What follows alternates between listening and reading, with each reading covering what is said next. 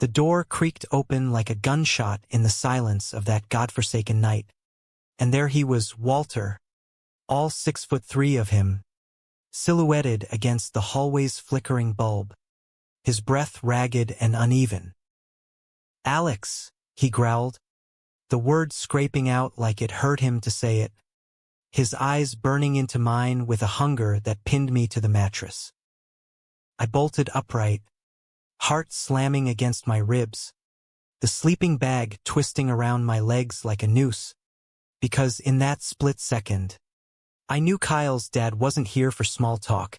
He was here to shatter the fragile world we'd all pretended to live in. I never meant for it to start like this. Kyle and I had been best friends since freshman year at Lincoln High, bonded over late-night video games and sneaking beers from his garage fridge while his old man was out working late at the auto shop.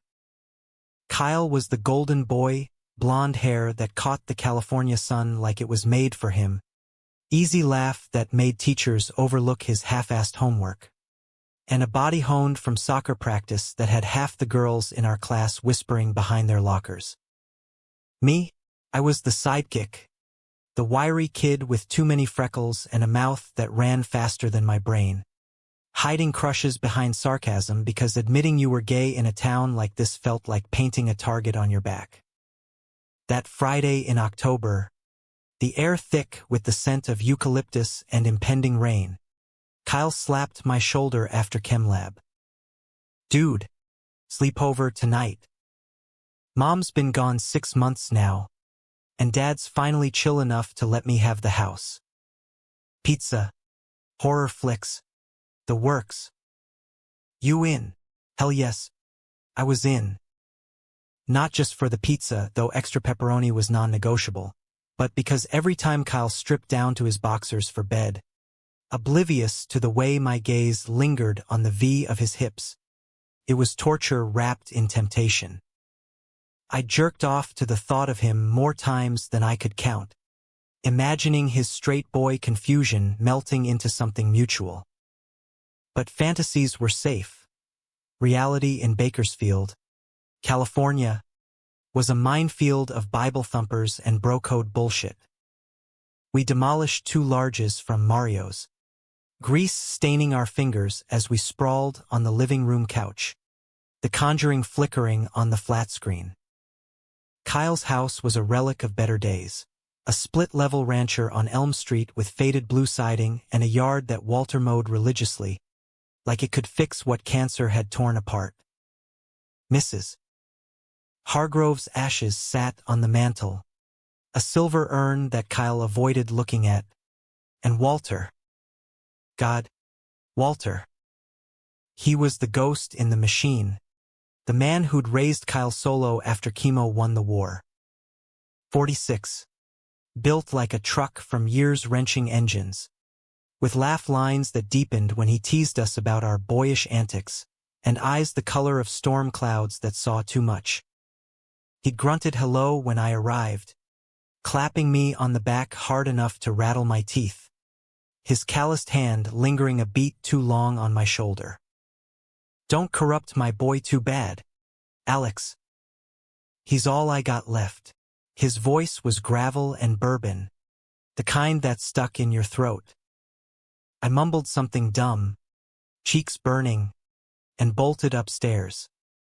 By midnight, the movie credits rolled, and we crashed in Kyle's room, me on the air mattress, him in his queen bed piled with flannel sheets that smelled like Axe body spray and teenage sweat. The rain started then, a steady patter against the roof that lulled us into bullshit talk. College dreams, him. USC soccer scholarship. Me. Community college. Maybe. Girls we'd banged, him. Bragging about Sarah from bio. Me. Lying through my teeth about a hookup in LA that never happened. Laughter faded to snores, and I lay there staring at the glow-in-the-dark stars on the ceiling, my dick half-hard from the proximity, willing sleep to come. That's when the door creaked. Walter stepped in like he owned the shadows, barefoot in gray sweatpants that hung low on his hips, his chest bare and dusted with silver-flecked hair that trailed down to Jesus. He shut the door soft, but the click echoed like thunder in my ears. Kyle snuffled in his sleep, rolling over, oblivious. Walter's gaze wasn't on his son. It was on me, feral and unblinking, like a wolf scenting blood. "Alex," he whispered, crossing the room in 3 strides, his weight dipping the mattress edge as he sat beside me. Close. He smelled like whiskey and motor oil, the stubble on his jaw rough enough to sandpaper skin. My mouth went dry, pulse thundering in my temples. "Can't sleep. Rain's got me twisted up." "You ever feel like the world's closing in?" I nodded, mute, because what the fuck do you say when your best friend's dad looks at you like you're the only oxygen left in the room? His hand found my knee under the sleeping bag, thumb tracing circles that sent fire licking up my thigh. "Kyle's out cold," he murmured, voice dropping lower. "But you're awake. Watching me all night like I might disappear." I'd been, shit. I'd stolen glances at dinner, at the way his forearms flexed pouring soda, the broad span of his shoulders straining his faded Dodgers tee. But this was invasion, his fingers inching higher, brushing the hem of my boxers. Panic and want warred in my gut, a toxic cocktail that left me paralyzed. "Walter." "What?" "Shoo." His free hand clamped over my mouth, gentle but firm, calluses rough against my lips. Those gray eyes bored into mine, pupils blown wide. "Been thinking about you. Since summer barbecue. Way you dove into the pool, all lean and quick. Reminded me of things I buried deep." His breath hitched, and for a heartbeat, vulnerability cracked his armor, the widower's grief, the straight man's secret shame. Then it hardened, and he leaned in, lips crashing against mine like a storm breaking. It wasn't soft.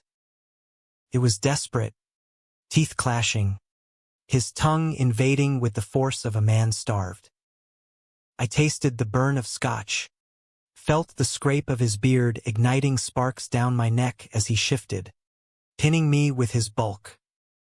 My hands fisted in the sleeping bag, then his hair, pulling him closer because God help me, I wanted it, wanted him to devour the loneliness I'd carried since coming out to myself at 14.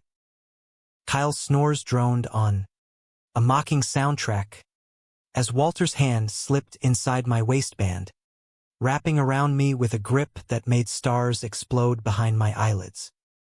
We broke apart gasping, his forehead pressed to mine, sweat beading on his brow. "This is wrong," he rasped, but his hips ground against my thigh, betraying the lie. "So fucking wrong." "But I can't stop." "Don't," I begged, voice cracking, arching into his touch because in that moment, wrong felt like the only truth I'd ever known. He took me apart with hands that knew engines but not mercy, stroking slow then fast, thumb circling the tip until I bit my lip bloody to stifle a moan. Rain hammered the window, drowning our ragged breaths, and when I came, it was with his name on my tongue, a choked whisper that he swallowed with another bruising kiss. He followed seconds later, shuddering against me, hot and sticky on my stomach, his growl muffled in my shoulder. We lay tangled, the air thick with musk and regret, until he pulled back, eyes shadowed. "This never happened," he said, standing abrupt, sweatpants tented and guilty. "Kyle finds out. It'll kill us all." I nodded, numb, watching him slip out like a thief. The door clicked shut, and I stared at the ceiling, aftershocks humming in my veins. Sleep didn't come. Dawn crept in gray and unforgiving, and when Kyle yawned awake, slapping my shoulder with a grin, "Rough night, bro? You look wrecked." I forced a laugh, the lie bitter on my tongue. Breakfast was eggs and awkward silences. Walter avoided my eyes, flipping pancakes with mechanical precision, his knuckles white on the spatula. Kyle chattered about the game, oblivious, and I shoveled food down, tasting ash. By noon, I was home, shower scalding my skin raw, replaying every filthy second. It was a one-off, I told myself. A drunken lapse for him, a fantasy fulfilled for me. But the text came at 3 p.m. Shop after school tomorrow? Need help closing up. My thumbs hovered. Traitorous. Yeah. I'll be there. That was the hook sinking deep. The line tightening. And the first reel of the life I never saw coming. The auto shop smelled like paradise and perdition.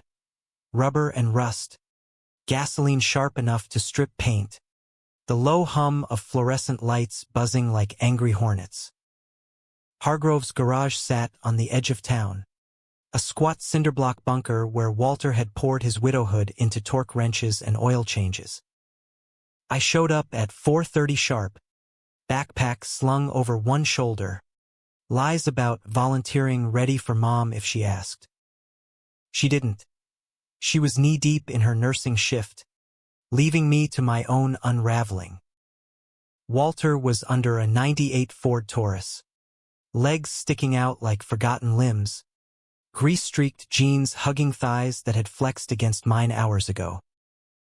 He slid out at the chime of the bell, wiping his hands on a rag that did nothing for the black under his nails. "Alex, good you came." His voice was steady, but his eyes, those storm clouds, flickered with heat, then shuddered quick. "Got a busted alternator. Hand me the 10mm. We worked in sync, like we'd done this 100 times, passing tools and wiping sweat from brows in the sweltering heat. The shop was empty. His last customer had peeled out at 4, radio crackling classic rock, Springsteen wailing about highways and heartbreak.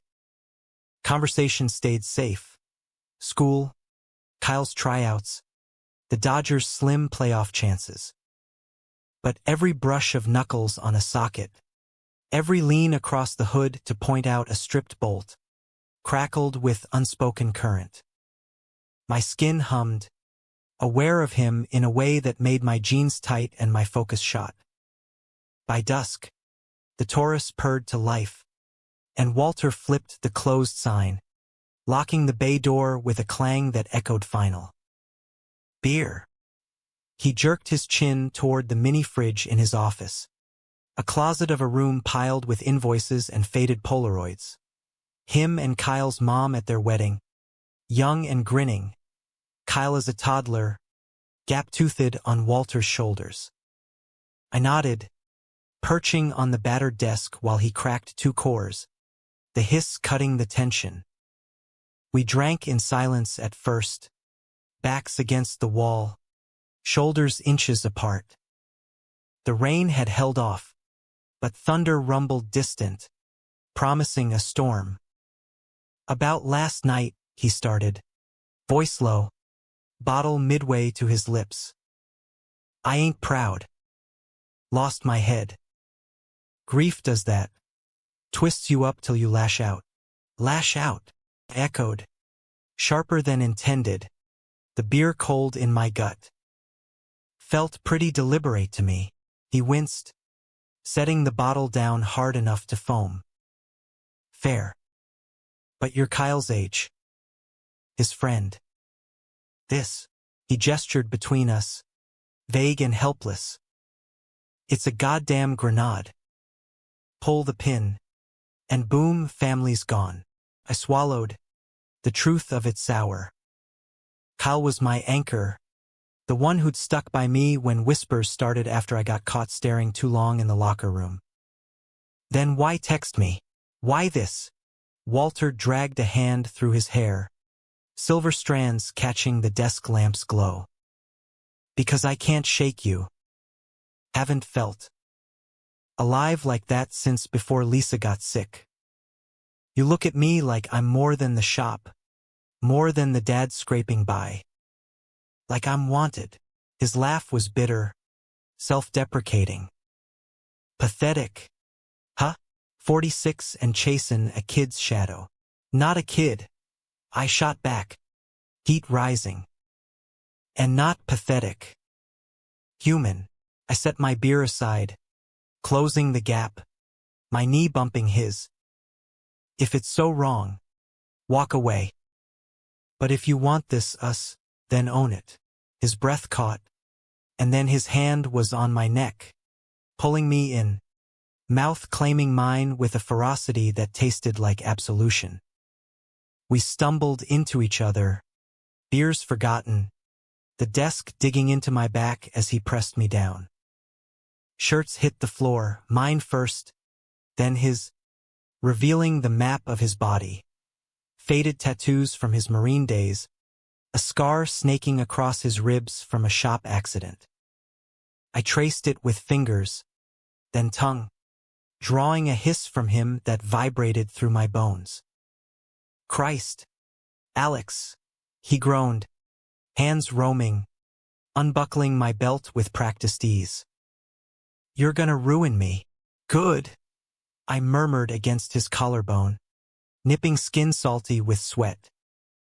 We moved frantic, clothes shedding like inhibitions, until he had me bent over the desk, papers scattering like confetti.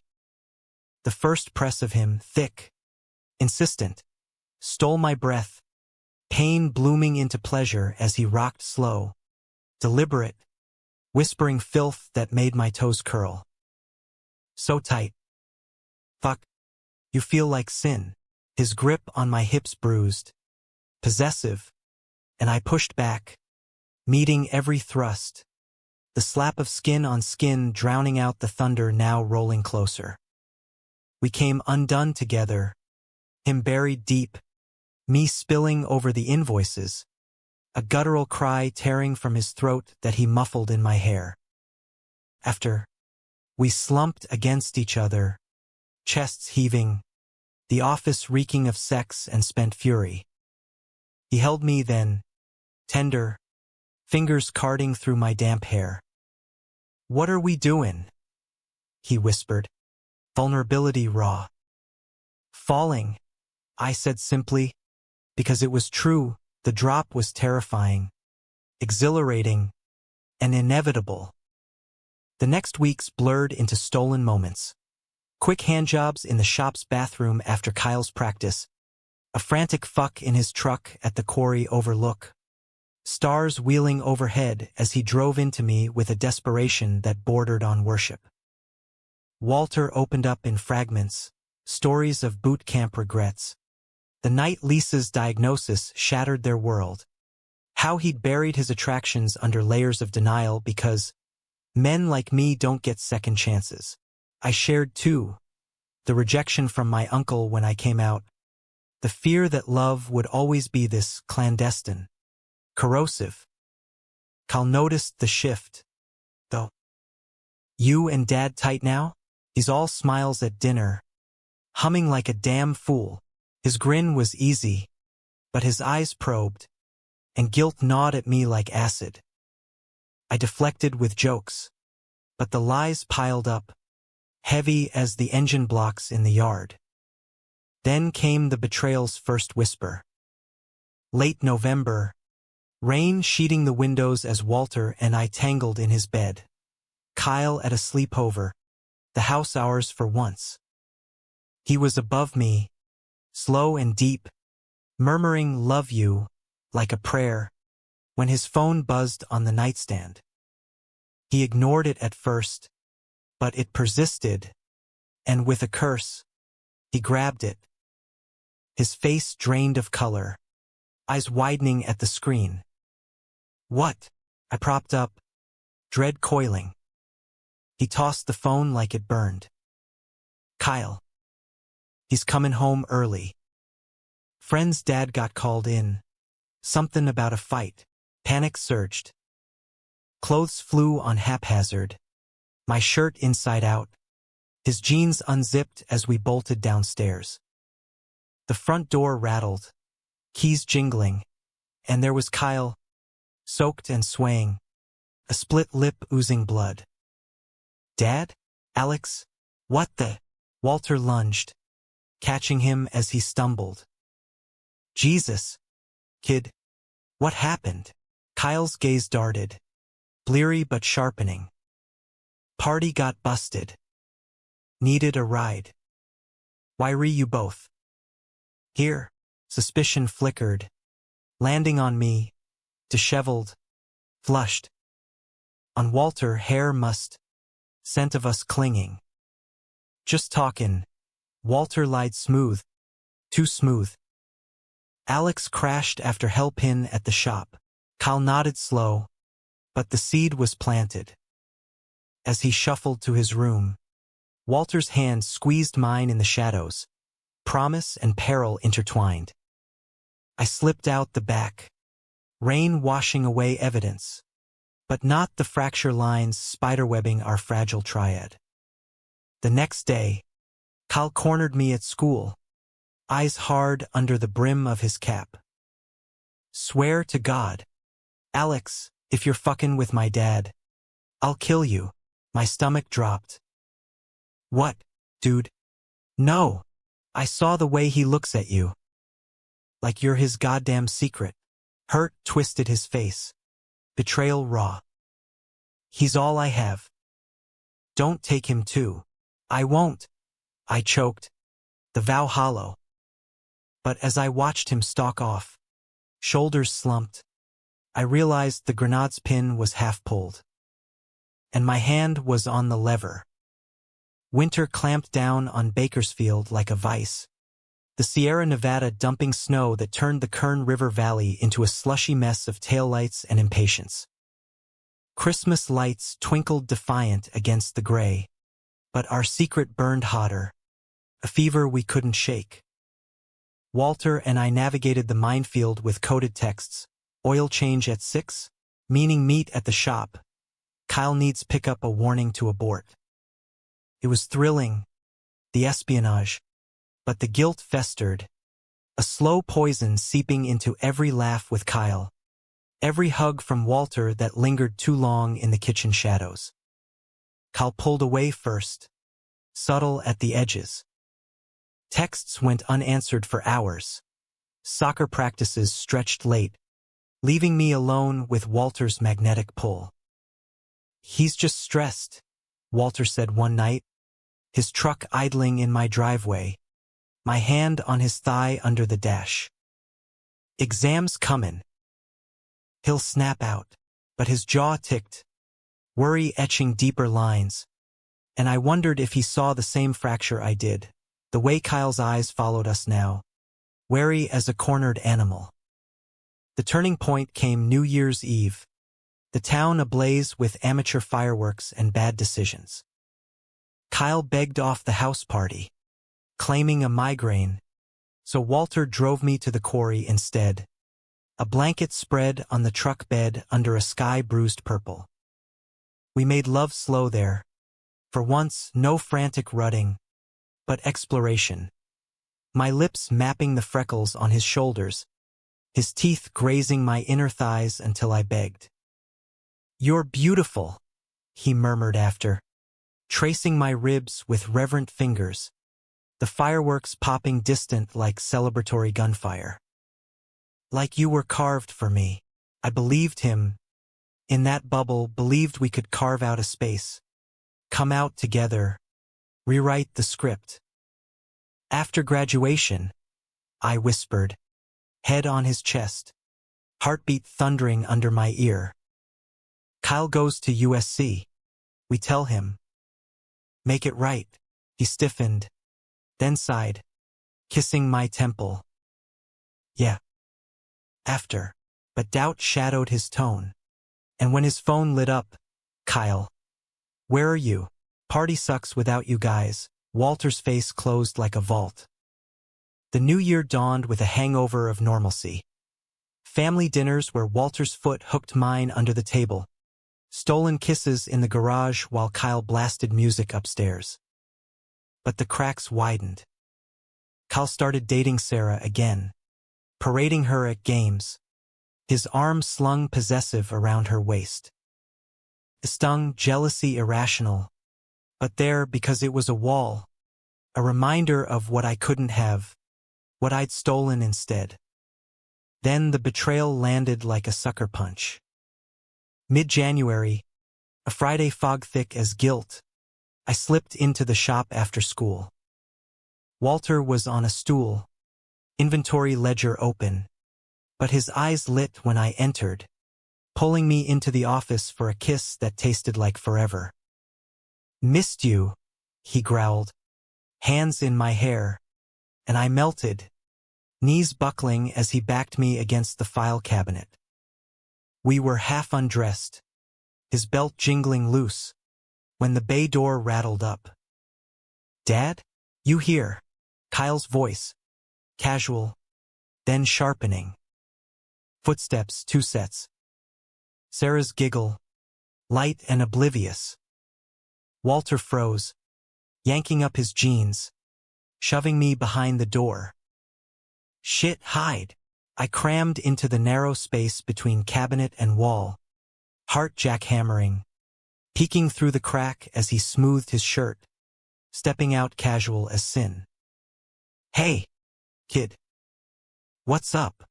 Kyle sauntered in, Sarah on his arm, her cheer uniform hugging curves that made me avert my eyes. "Needed the truck keys. Sarah's folks are out. Thought we'd hang." His grin was sly, but his gaze swept the office door, lingering. Suspicion, or just teen hormones? Walter tossed the keys, voice steady. "Don't scratch her." And Kyle, "Wrap it up.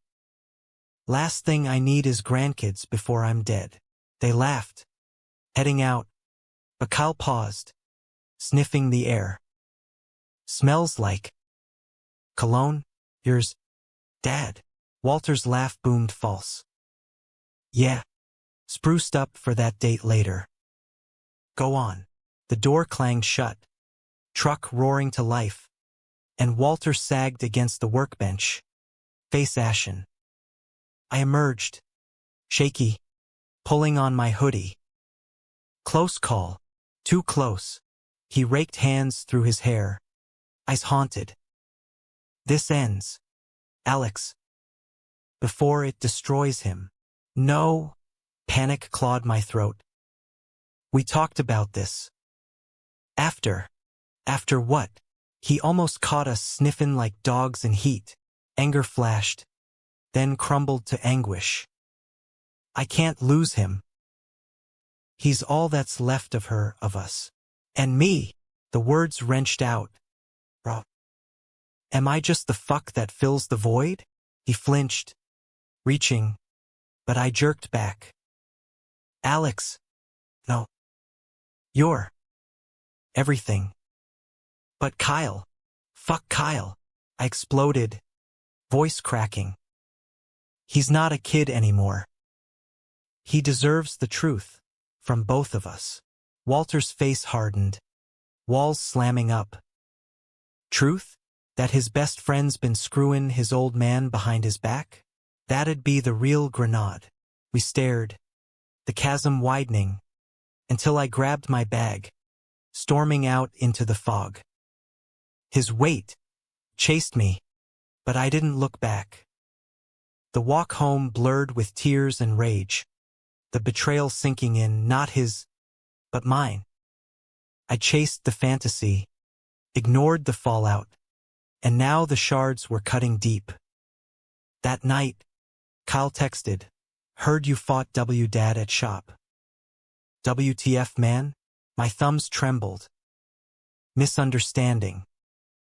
Shop stuff. Yeah. BC, he came home wrecked.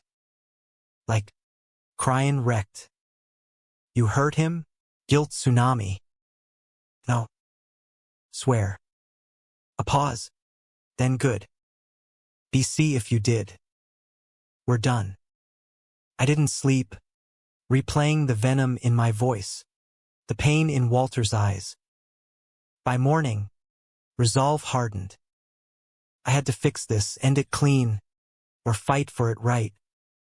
But as I biked to the shop, stealing for confrontation, Kyle's truck was there, early for once.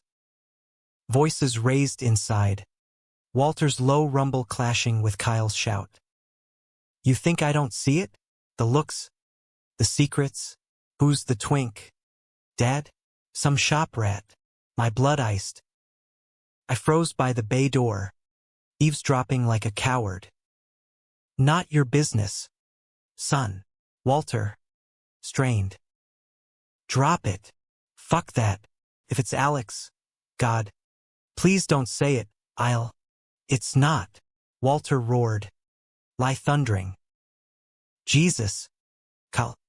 Let it go. Silence. Heavy. Then Kyle's truck peeled out, tires screeching. I slipped away unseen, but the damage was done. The pin was pulled, and the blast was coming. February thawed the air but not the rift. Kyle ghosted me. Texts unread. Hallways navigated with icy nods. Soccer field a no man's land where his cleats dug divots I'd once cheered from the bleachers. Walter went dark too. Shop visits rebuffed with Kurt busy. His truck absent from Elm Street when I'd cruise by, hoping for a porch light flicker. Isolation wrapped me tight, a shroud of my own weaving, and I drowned it in runs along the river trail, pounding pavement until lungs burned and thoughts blurred. Mom noticed. Of course, her nurse's eye sharp for fractures. Boy trouble? She asked over meatloaf, her smile gentle, the only out parent I knew who'd hugged me post-coming out instead of quoting Leviticus. Something like that. I poked at peas, avoiding her gaze. Kyle and I. Fighting. She squeezed my hand. Friends ebb. Honey. Real ones flow back. But her optimism grated. This wasn't a spat over stolen jerseys. This was implosion. The dam broke mid-month. Valentine's Day irony thick as the chocolate hearts at the drugstore. I was restocking shelves at the corner market, part-time gig for gas money, when Walter shuffled in, hooded sweatshirt up, looking like he'd aged a decade. He froze at the sight of me behind the counter, then grabbed a six-pack and beef jerky, avoiding eye contact as he paid. Alex. My name escaped like a sigh as he took the bag, fingers brushing mine deliberate. Can we talk? My place. Kyle's at Sarah's till tomorrow. I should have said no, preservation instinct screaming, but the pull was gravitational. Yeah. Gimme an hour. His house felt haunted without Kyle's chaos. Dishes stacked, the urn on the mantel gathering dust motes like regrets. We sat on the couch, beers cracked but untouched, the space between us vast as the Grand Canyon. I'm sorry, he started, voice rough, for pushing you away, for lying to him, to us. Me too. I leaned forward, elbows on knees. I lashed out. But Walter, this hiding, is killing me. Us. He nodded, slow, pain-etching furrows. I know. Saw a therapist last week. First time since Lisa, a wry twist to his lips. Old guy in Fresno, specializes in guys like me. Said repression's a slow suicide. Hope flickered, fragile. And he thinks coming out could save me. But Kyle, Walter's eyes glistened, fist clenching the bottle. Told him about you. Not all, but enough. That I'm seeing someone. A man. My breath hitched. What did he say? Walked out. Slammed the door so hard the windows rattled. He laughed. Hollow. Guess that's progress. I crossed to him, kneeling between his legs, hands on his thighs. We'll fix it. Together. His fingers threaded my hair. Tender. Together. Then he kissed me, soft at first, building to ache a reclaiming. We migrated upstairs, to his bed, where ghosts of his marriage lingered in the quilt, but we banished them with touches that mapped forgiveness. He was patient, worshipful, lips trailing fire down my spine as he entered me from behind, slow rocks that synced with our breaths. I love you, he gasped. No hesitation now, and I echoed it back, tears salting our skin. After, tangled in sheets, he confessed the rest.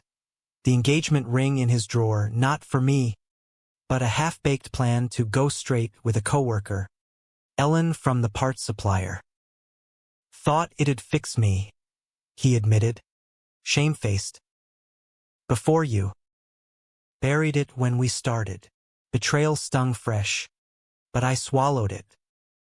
You chose this. Us. Yeah. His arm tightened around me. I did.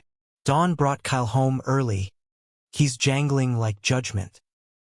We scrambled, me to the bathroom, Walter to sweats, but Kyle burst in, face thunderous, Sarah's car idling outside. We need to talk. Now.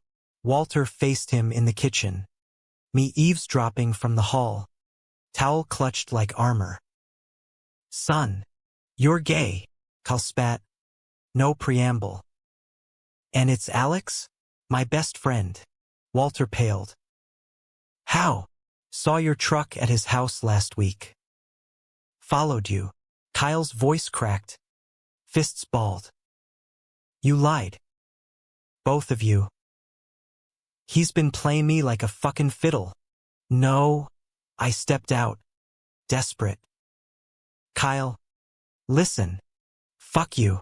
He whirled, eyes wild with hurt. I trusted you. And you. You took him. My dad. The one thing that's mine. It's not like that. Walter reached, but Kyle flinched. I love him. For real. Been fighting it. But, love. Kyle barked a laugh. Bitter. You're delusional. He's using you, 18 and horny. That. Wake up. The words landed like shrapnel, and I reeled, but Walter stood firm. Enough. This is my life. Our life. And Alex. He stained up. Kyle's gaze bounced between us, betrayal crystallizing to ice. Then I'm out. He grabbed his duffel from the hall, packed. I realized, for USC early orientation, and stormed to the door. Don't call. Don't text. We're done. The slam echoed eternal, taillights fading into morning mist. Walter crumpled, sliding down the cabinets, and I held him as sobs racked his frame, deep, guttural, the sound of a man unmade. I lost him, he choked. Because of me. No, I murmured, rocking him. Because of truth. He'll come back. But as sirens wailed distant, some New Year's straggler wreck, I wondered. The climax had crested, violent and visceral, leaving wreckage in its wake. And in the quiet, as Walter's breathing even to sleep against my chest, I tallied the cost. One friendship shattered, one family fractured, one love forged in fire but fragile as ash. Spring unfurled tentative, almond blossoms dusting the sidewalks like confetti for a funeral we couldn't name. Kyle vanished into USC's sprawl. Texts from Sarah confirming he'd enrolled early, dorm-bound and radio silent. Walter sold the shop in March. A quick cash deal to a chain out of Fresno, pocketing enough to breathe without the grind. We moved slow then, rebuilding on rubble, therapy sessions tandem. His arm around me in the waiting room, weekend drives to Yosemite, where granite cliffs dwarfed our petty dramas, and he'd fuck me against sun-warmed boulders, laughing free for the first time. But the void gaped. Walter aged in photos, grayer at the temples, his laugh rarer. I'd catch him staring at the urn, fingers tracing Lisa's name etched in script, and jealousy, petty, unwarranted, would twist my gut.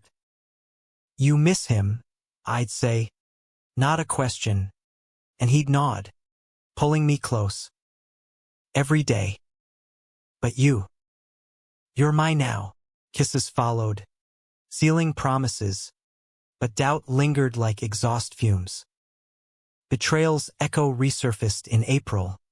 A postcard from Kyle, graduation next month. "Don't come." No address, just the barb, and Walter broke that night, whiskey bottle shattering against the sink as he roared at shadows. "I did this, pushed too hard, too soon." I cleaned the glass barefoot, blood beating on my soul, and held him through the shakes. He needs time. We give it. Summer scorched in. My community college orientation a footnote to our rhythm. Mornings tangled in his bed, the scent of coffee and cum. Evenings grilling burgers on the porch, Walter's hand in mine as fireflies blinked approval. We came out piecemeal. Mom met him over pot roast, her hug fierce. "Treat him right, or I'll have your hide." His Marine buddies, beers in hand at a dive bar, clapped his back, awkward but genuine. "About time, Walt." Pride Month dawned, and we marched in San Francisco, rainbow flags whipping, his grip on my hand iron amid the throng. "This is us," he shouted over chants, eyes alight, and for a heartbeat, the world aligned. But climax's shadow loomed eternal. Kyle's silence stretched to fracture, until July 4th, fireworks blooming over the valley like accusations. Walter's phone buzzed at dusk, a number unknown. He answered, face draining. "Son." I froze, grill tongs limp. Muffled words, then Walter's nod, throat working. "Yeah. We're here." He hung, eyes meeting mine, wary, hopeful. "He's comin'. Tonight." The wait was agony. Patio swept, beers chilled, my palms sweat slick as Kyle's truck crunched gravel at 8 sharp. He stepped out leaner, sun-bleached hair longer, USC sticker on his bumper a declaration. Eyes on Walter first, then me, guarded, but not glacial. "Dad." Hug stiff, then release. "Alex." Nod curt, but no venom. We sat awkward, explosions popping overhead. Small talk mining dynamite. Classes, him. Acing bio. Hating dorm food. Weather, brutal. Dodgers, still choking. Walter's knee bounced under the table. Mine pressed to his for anchor. Finally, Kyle set his beer down. Exhale ragged. "Therapy," he said, flat. "Campus shrink." Made me unpack the anger. "Mom dying. You closing off." Then this, gesture at us. Felt like betrayal squared. Walter leaned in, voice wrecked. "It was. I'm sorry, kid. For hidin'. For hurtin' you." Kyle's gaze flicked to me, probing. "You too, Alex. Best friend?" Really? Shame burned. I fell. Hard. And I should have told you, fought fair. But I was scared. He nodded slow, jaw tight. Scared of losing me. Guess we all were. A beat, then softer. Sarah dumped me. Said I was distant. Made me think. Maybe I get it. Hide in parts of yourself. Sucks. Walter's hand inched across the table. Tentative. Kyle took it, grip firm, and the dam cracked. Tears tracking Walter's cheeks. Kyle's shoulders shaking as he pulled him into a hug that spanned years of ache. I watched, peripheral, heart full to bursting, until Kyle turned, arm extending. Come here, dumbass. The embrace was messy. 3 bodies colliding, sweat and gunpowder and forgiveness. Fireworks crescendoed, illuminating faces streaked with salt. And in that chaos, healing bloomed. Kyle stayed the weekend, the house alive again. Barbecues and bad movies, his laughter tentative but thawing. He and I talked, dawn patrolled the yard, beers in hand, unpacking the wreckage. Doesn't make it right, he said, staring at stars. But I get love's messy. Don't fuck it up worse. I won't, I promised, and meant it. By fall, Kyle visited monthly, bringing laundry and girlfriends, plural now, experimenting. His acceptance a bridge we'd all crossed bloodied but whole. Walter and I bought a fixer-upper in the hills, views of the valley, space for ghosts to fade. Wedding whispers started Thanksgiving. Rings exchanged over turkey, Mom toasting with tears. It wasn't fairy tale, no eraser for the scars. The nights Walter woke screaming from nightmares of loss. The way Kyle's hugs still held echo of hesitation. But it was human, flawed, fierce, forged in the sideways turn of that rain-lashed night. Love, we'd learned, wasn't the absence of betrayal or conflict, but the choice to rebuild from the blast. And as autumn leaves skittered across our porch, Walter's arm around my waist, Kyle's truck rumbling up the drive, I knew we'd made it sideways, but we'd made it ours.